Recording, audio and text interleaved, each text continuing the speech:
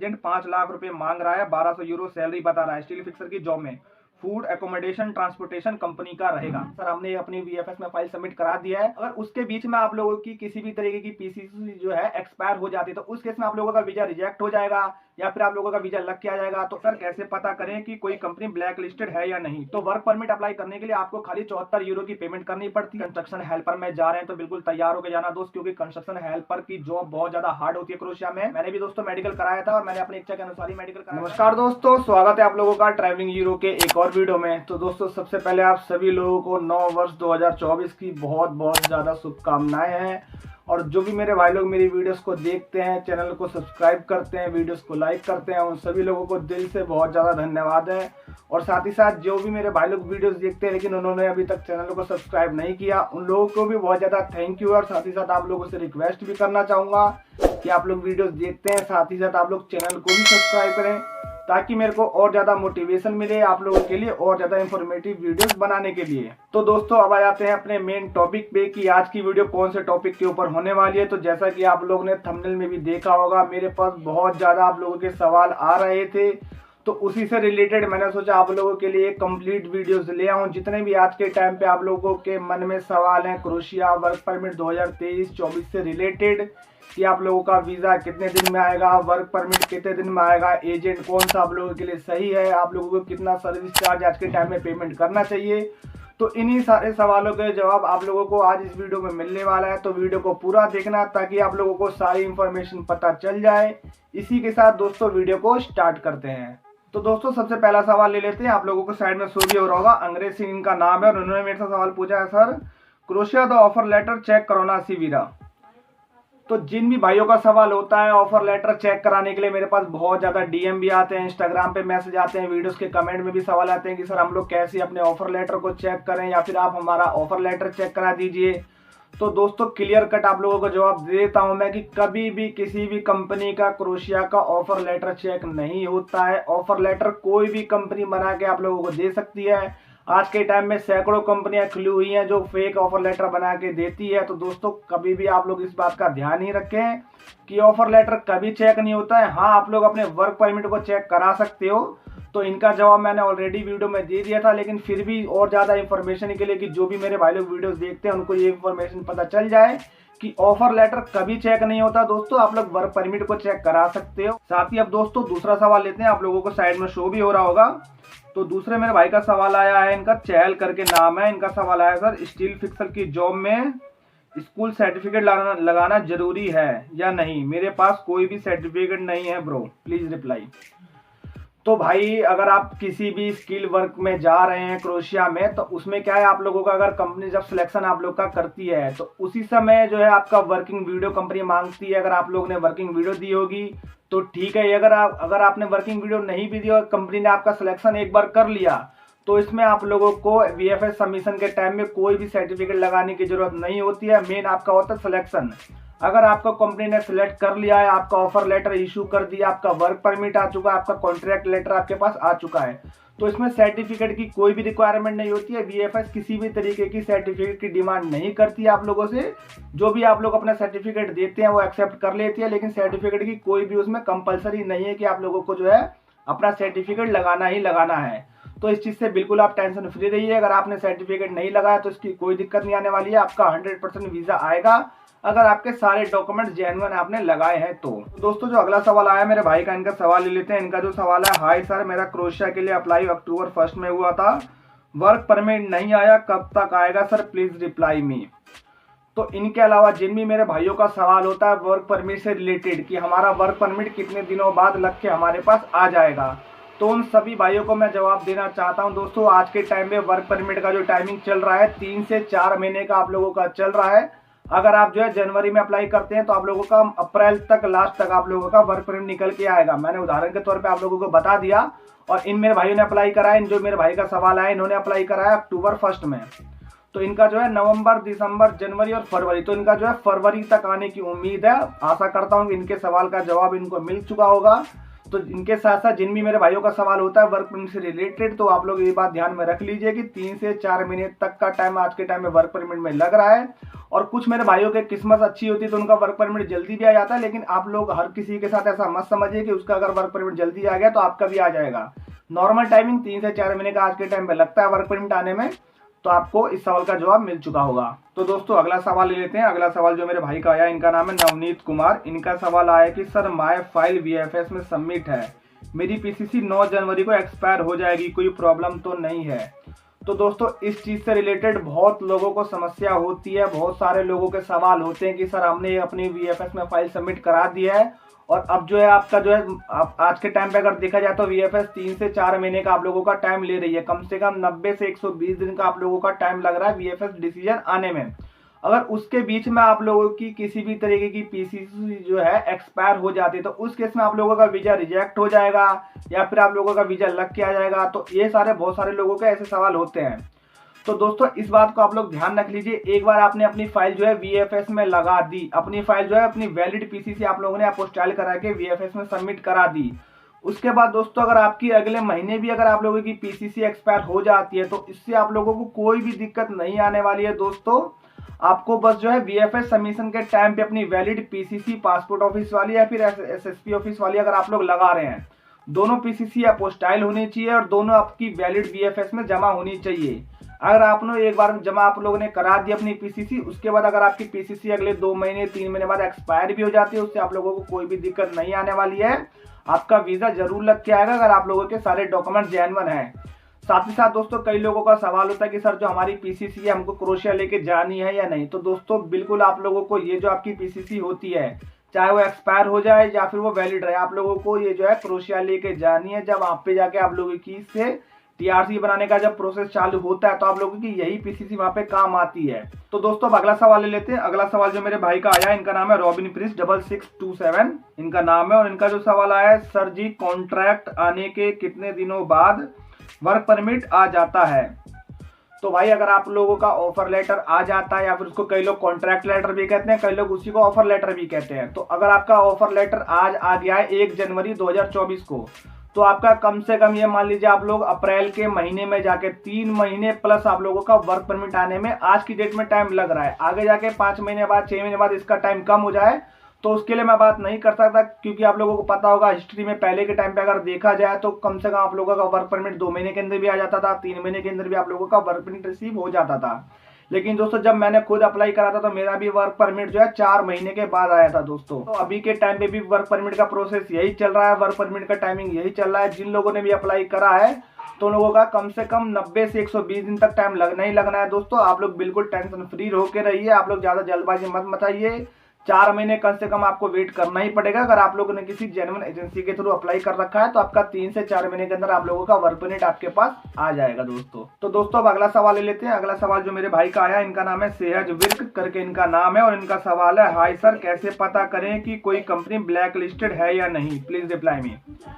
तो दोस्तों कई लोगों के ऐसे सवाल होते हैं तो उन सारे भाइयों को मैं आज जवाब देने वाला हूँ इन सवाल का कि हम लोग कैसे पता करें कंपनी ब्लैक लिस्टेड है या नहीं। तो दोस्तों सबसे पहली बात, क्रोएशिया के अंदर आज के टाइम में बतेरी कंपनियां खुल चुकी हैं दोस्तों, कई कंपनियां हैं। तो आप लोगों को ये पता करना बहुत ज्यादा मुश्किल हो जाएगा कि आप लोगों को कैसे पता करें कि कोई कंपनी ब्लैक लिस्टेड है या नहीं। तो दोस्तों इसका सबसे अच्छा सवाल का जवाब यही है कि आप लोग कहीं से भी अप्लाई करें वो एजेंसी जो है जेन्युइन होनी चाहिए। मिनिस्ट्री ऑफ एक्सटर्नल अफेयर्स से रजिस्टर्ड अगर आप किसी भी एजेंसी से अप्लाई करते हैं तो आप लोगों का जेन्युइन एजेंसी के पास ही अप्लाई करेगी, जेन्युइन कंपनी के पास ही अप्लाई करेगी। तो दोस्तों इन सवाल में ना पढ़ते हुए कि कौन सी कंपनी ब्लैक लिस्टेड है और कौन सी कंपनी ब्लैक लिस्टेड नहीं है, आप लोग सीधा जाइए किसी भी जेन्युइन एजेंसी के पास अगर आप लोग अप्लाई करते हैं तो आप लोगों को टेंशन लेने की कोई भी जरूरत नहीं है। आपकी एजेंसी एक अच्छे एम्प्लॉयर के पास ही आप लोगों की फाइल लगाएगी। तो दोस्तों इस सवाल का जवाब यही है कि आप लोग इस चक्कर में मत पड़िए कि कौन सी कंपनी ब्लैक लिस्टेड है और कौन सी कंपनी ब्लैक लिस्टेड नहीं है। आप लोग किसी जेन्युइन एजेंसी को ढूंढिए और जल्दी से जल्दी अपनी फाइल लगा दीजिए ताकि जल्दी से जल्दी आप लोगों का वीजा आए और आप लोग क्रोएशिया में जाके अपने काम को आगे बढ़ाएं। तो दोस्तों अगला सवाल ले लेते हैं। अगला सवाल जो मेरे भाई का आया, इनका नाम है स्काई स्टार करके इनकी आईडी, और इन्होंने मेरे से सवाल पूछा है कि मेरा क्रोएशियन एम्प्लॉयर वर्क परमिट के लिए 115 यूरो मुझसे मांग रहा है डिलीवरी ड्राइवर की जॉब में, वो फ्रॉड तो नहीं करेगा? डायरेक्ट कंपनी के डायरेक्टर से बात हो रही है, प्लीज रिप्लाई। और अगला सवाल इनका आया, वर्क परमिट अप्लाई करने के लिए पीसीसी जरूरी होता है या नहीं। तो सबसे पहली बात, अगर आपने वर्क परमिट अप्लाई करना है तो पीसीसी रिक्वायरमेंट होती है। आप लोगों को पीसीसी बना के पासपोर्ट ऑफिस वाली या फिर एसएसपी ऑफिस वाली आप लोगों को पीसी लगानी है। उस पीसीसी में आप लोगों को जरूरत नहीं है अपोस्टाइल कराने की। जब भी आप लोगों का वीएफएस में सबमिशन होगा तो उस समय आप लोगों को पीसीसी अपोस्टाइल करानी पड़ती है। लेकिन जब आप अपना वर्क परमिट के लिए अप्लाई करते हैं या फिर किसी के पास फाइल लगाते हैं तो आप लोगों को पीसीसी देनी जरूरी है। ये तो होगा इनका दूसरे सवाल का जवाब। अब आ जाते हैं पहले सवाल पे कि इनका जो एम्प्लॉयर है 115 यूरो इनका या वर्क परमिट के लिए मांग रहा है। सीधा कंपनी के डायरेक्टर से इनकी बात हो रही है। तो दोस्तों, जहां तक मेरी नॉलेज है, आप लोगों को वर्क परमिट अप्लाई करने के लिए क्रोएशिया में किसी न किसी एजेंसी की जरूरत आपको हेल्प लेनी पड़ती है। या तो आप इंडिया में किसी एजेंसी की हेल्प लें या तो आप जो क्रोएशिया की किसी एजेंसी से अपना काम करवाएं। तो अगर आपकी डायरेक्ट बात किसी कंपनी के डायरेक्टर से हो रही है तो दोस्तों इस चीज़ की मैं श्योरिटी नहीं दे सकता कि आपसे बात सीधा कंपनी का डायरेक्टर करने वाला है या नहीं। तो इस चीज़ में ना पड़ते हुए अगर आपका जो है एम्प्लॉयर आपसे 115 यूरो वर्क परमिट के लिए मांग रहा है तो इसका सवाल का जवाब यही है दोस्तों। वर्क परमिट अप्लाई करने के लिए आपको खाली 74 यूरो की पेमेंट करनी पड़ती है। आपका एम्प्लॉयर अगर आपका वर्क परमिट अप्लाई कर रहा है तो उसको 74 यूरो की पेमेंट करनी पड़ती है, जो कि आपके वर्क परमिट में भी लिख के आता है। मैं आप लोगों को स्क्रीनशॉट लगा दूंगा बगल में, इसमें सीधा सीधा लिखा हुआ है 74 यूरो, मतलब वर्क परमिट का फीस 74 यूरो ही होता है। तो अगर आपका जो एम्प्लॉयर है, अगर आपका किसी कंपनी के डायरेक्टर से बात हो रही है तो अगर आपसे वो 115 यूरो मांग रहा है तो इसकी मैं गारंटी नहीं दे सकता कि आपकी किससे बात हो रही है किससे नहीं, क्योंकि जहां तक मेरी नॉलेज है आप लोगों को किसी एजेंसी के थ्रू ही काम कराना होता है। या तो अगर आपको वहां की कोई एजेंसी है तो वहां की किसी एजेंसी से आप लोग काम करा सकते हैं और वर्क परमिट का चार्जेस होता है 74 यूरो। तो बाकी आप खुद देख लीजिए कि आपने कहाँ से अप्लाई करा है, आपका एम्प्लॉयर जेन्युइन है या आपने जिससे भी अप्लाई करा है वो आपका जेन्युइन है या नहीं, आपको खुद से चेक करना पड़ेगा। तो दोस्तों अगला सवाल ले लेते हैं। अगला सवाल आया, मोहित चन्ना करके इनका नाम है और इनका सवाल है, सर 5 मंथ हो गया वर्क परमिट नहीं आया, वेट करना चाहिए या नहीं। तो दोस्तों 3 से 4 महीने का नॉर्मल टाइमिंग चल रहा है वर्क परमिट आने में, लेकिन कई केस ऐसे भी देखने को मिले इनका वर्क परमिट 6 महीने 7 महीने 8 महीने बाद भी आया है अगर उन्होंने वेट करा है। तो ये टोटली आपके ऊपर डिपेंड करता है कि आपने कहाँ से अप्लाई करा है। आपका अगर एम्प्लॉयर जेन्युइन है, आपकी एजेंसी जेन्युइन है, वो गवर्नमेंट रजिस्टर्ड है तो आप बिल्कुल थोड़ा वेट कर सकते हैं। अगर आपको वेट करना है तो आप कर सकते हैं। 6 महीने 7 महीने भी वर्क परमिट आता है दोस्तों, ऐसी बात नहीं है कि वर्क परमिट नहीं आता। अगर आपका मन है वेट करने का तो आप वेट करिए, नहीं तो आप उसी एजेंसी के पास रीअप्लाई भी करा सकते हैं। अपने पुरानी फाइल को कैंसिल कराइए और कहीं आप जाके रीअप्लाई कर दीजिए किसी दूसरे एजेंसी के पास, या फिर अगर आपका एम्प्लॉयर आपकी एजेंसी जेन्युइन है तो आप उसी एजेंसी के पास दोबारा अप्लाई कर सकते हैं, ये आपके पास ऑप्शन है। तो दोस्तों अब अगला सवाल लेते हैं। अगला सवाल जो मेरे भाई का आया है, इन्होंने मेरे से पूछा है, सर एजेंट 5 लाख रुपए मांग रहा है, 1200 यूरो सैलरी बता रहा है, स्टील फिक्सर की जॉब में, फूड एकोमोडेशन ट्रांसपोर्टेशन कंपनी का रहेगा। तो भाई अगर आप पे किसी भी तरीके की स्किल है, अगर आप पे स्टील फिक्सर की स्किल आपके अंदर है, आपको उसका काम आता है और अगर आपका किसी कंपनी के द्वारा सिलेक्शन हो गया है तो बिल्कुल 1200 यूरो सैलरी बिल्कुल परफेक्ट है। अगर आप पे स्किल है स्टील फिक्सर की, अगर आपको काम आता है तो 1200 यूरो सैलरी आपके लिए बिल्कुल बहुत ज़्यादा बढ़िया सैलरी है दोस्तों ये। और साथ ही साथ अगर आपने किसी जेन्युइन एजेंसी के पास अप्लाई करा है, अगर वो एजेंसी आपसे 5 लाख रुपए मांग रही है तो बिल्कुल जेन्युइन सर्विस चार्ज आपसे वो कंपनी ले रही है, क्योंकि आप स्किल प्रोफाइल में भी जा रहे हैं तो इसलिए भी आपका सर्विस चार्ज वो हो सकता है कि कंपनी को जो है कम ले रही हो। और साथ ही साथ फूड एकोमोडेशन ट्रांसपोर्टेशन कंपनी का है। तो दोस्तों बिल्कुल एकोमोडेशन और ट्रांसपोर्टेशन तो कंपनी का कहीं भी रहता है आपका क्रोएशिया में, जहां भी अगर आप काम करने जा रहे हैं तो आपका एकोमोडेशन और ट्रांसपोर्टेशन तो कंपनी देती ही है। साथ ही साथ अगर आपकी कंपनी बहुत ज़्यादा अच्छी है, आपको फूड भी प्रोवाइड कर दिए तो आपके लिए बहुत ज़्यादा अच्छी बात है कि आपका जो है फूड एकोमोडेशन ट्रांसपोर्टेशन तीनों का खर्चा कंपनी खुद उठाएगी। और इसके अलावा दोस्त अगर आप 5 लाख पेमेंट किसी एजेंसी को कर रहे हैं तो आप लोग इसको जांच लेना कि कंपनी जो है गवर्नमेंट रजिस्टर्ड है या नहीं। आप लोगों से हर वीडियो में मैं यही रिक्वेस्ट करता हूं कि कहीं भी अगर आप काम करवा रहे हैं अपना क्रोएशिया का या फिर किसी भी अदर शेंगन कंट्री का या फिर गल्फ कंट्री का, तो कभी भी अगर आप किसी एजेंसी के थ्रू जाएं तो वो जो एजेंसी है गवर्नमेंट रजिस्टर और मिनिस्ट्री ऑफ एक्सटर्नल अफेयर से रजिस्टर्ड जरूर होनी चाहिए। आपके एजेंसी के पास जो है मैन पावर सप्लाई करने का जो है लाइसेंस होना चाहिए। ये चीज़ आप देख लीजिए, कभी भी आप कहीं भी अप्लाई करने से पहले इस चीज़ को आप ध्यान से देख लीजिए, तभी किसी भी एजेंसी को आप लोग जो है पेमेंट करें, तभी किसी भी एजेंसी को आप टोकन अमाउंट का पेमेंट करें। दोस्तों अगला सवाल ले लेते हैं। अगला सवाल जो मेरे भाई का आया है, इनका सवाल है, सर कंस्ट्रक्शन हेल्पर में जॉब मिल रही है दुब्रोनिक क्रोएशिया में, 800 यूरो सैलरी बता रहा है और सर्विस चार्ज कितना चल रहा है आज के टाइम पे। तो भाई अगर आप कंस्ट्रक्शन हेल्पर में जा रहे हैं तो बिल्कुल तैयार होकर जाना दोस्त, क्योंकि कंस्ट्रक्शन हेल्पर की जॉब बहुत ज़्यादा हार्ड होती है क्रोएशिया में। अगर आप कंस्ट्रक्शन लाइन में जा ही रहे हैं तो किसी भी तरीके की कोई स्किल सीख लीजिए, स्टील फिक्सर, सीएनसी ऑपरेटर, आपका मैसन, टाइल मैसन, फैब्रिकेटर, किसी भी तरीके की आप जो है स्किल सीख लीजिए और तब आप कंस्ट्रक्शन लाइन में क्रोशिया में जाएं। क्योंकि दोस्तों कंस्ट्रक्शन हेल्पर की जॉब बहुत ज़्यादा मुश्किल होती है। हाँ, अगर आपको इस चीज़ का एक्सपीरियंस है, 4 साल 5 साल का, कहीं आपने इंडिया में काम करा है या फिर किसी गल्फ कंट्री में काम करा है, तो बिल्कुल अगर आपको इसकी आदत है तो आप जाइए, कोई दिक्कत नहीं है। लेकिन अगर आप फ्रेशर हो बिल्कुल ही और कंस्ट्रक्शन हेल्पर में जा रहे हो तो बिल्कुल दोस्त तैयार होकर जाना। कंस्ट्रक्शन हेल्पर की जॉब बहुत ज़्यादा मुश्किल होती है। और अगर सैलरी की बात करें तो 800 यूरो सैलरी बेसिक सैलरी है दोस्तों। ये सैलरी बिल्कुल सही है और इसके अगर आप कंस्ट्रक्शन हेल्पर में जा रहे हैं तो मिनिमम आप 1000 यूरो तो कमा ही लेंगे। तो सैलरी भी बिल्कुल परफेक्ट बताई है आपके एजेंट ने आपको। और साथ ही साथ सर्विस चार्ज की बात करूं तो दोस्तों आज के टाइम पे जो है क्रोशिया के लिए 6 लाख से लेके 8 लाख रुपए तक सर्विस चार्ज चल रहा है। अलग अलग एजेंसी का अलग अलग रेट है, ये डिपेंड करता है आपने कौन सी एजेंसी से अपना काम करवाया है। और किसी भी एजेंसी से आप जा रहे हैं तो उसको आप चेक जरूर कर लें कि गवर्नमेंट रजिस्टर्ड एजेंसी है या नहीं। तो बिल्कुल परफेक्ट सैलरी है दोस्त। अगर आप दुब्रोनिक क्रोशिया में जा रहे हैं तो आपका वर्क परमिट भी बहुत जल्दी आ जाएगा जागरेब के मुताबिक, क्योंकि जैसा कि आपको पता होगा जागरेब में वर्क परमिट आने में 4 महीने का टाइम लग रहा है। और साथ ही साथ दुब्रोनिक में अगर आपने अप्लाई करा है तो उसका वर्क परमिट 3 महीने के अंदर ही आ जाएगा। तो इसके लिए आपको बहुत ज्यादा बेस्ट ऑफ लक है, बिल्कुल आप अप्लाई कर सकते हैं। तो दोस्तों अब आज का लास्ट सवाल लेते हैं, जो मेरे भाई का सवाल है। इनका नाम है इरफान आलम करके इनका नाम है और इनका सवाल है सर क्रोशिया के लिए मेडिकल कैसे होता है और इसका चार्ज कितना लगता है। तो भाई सबसे पहले मैं आपको बता दूं, क्रोशिया के लिए कोई भी मेडिकल की कंपलसरी नहीं होता कि आपको मेडिकल कराना ही कराना है।